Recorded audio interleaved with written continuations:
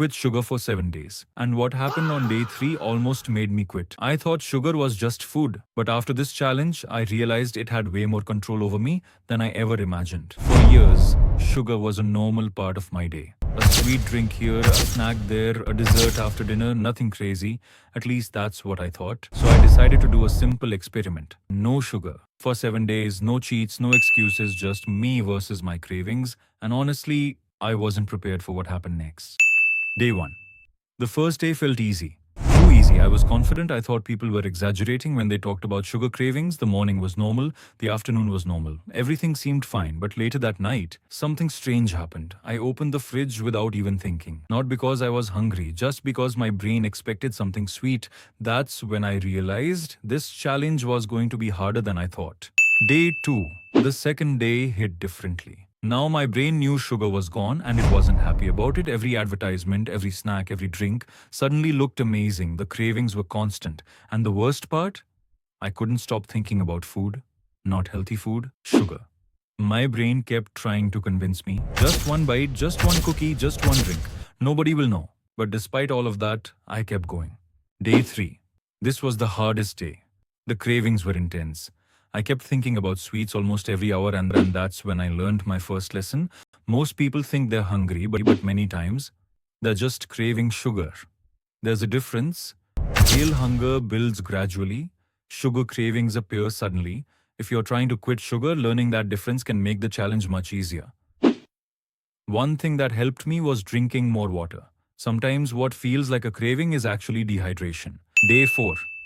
Something started changing. The cravings were still there, but they were weaker. And this brings me to another important tip. Don't try to replace sugar with willpower alone.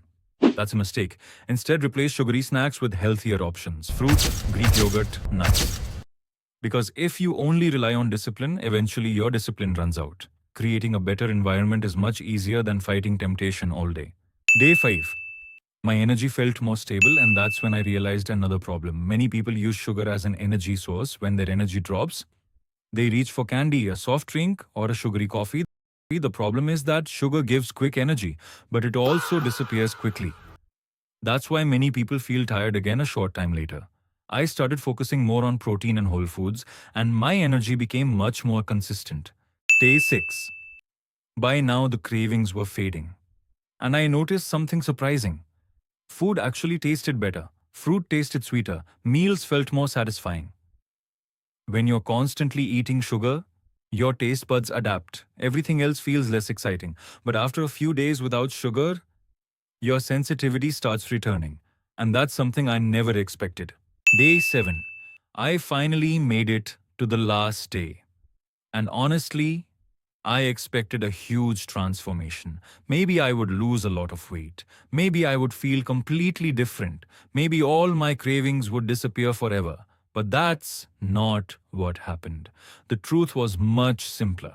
I didn't become superhuman. I didn't unlock unlimited energy. And I didn't magically change overnight. But I gained something much more valuable: control.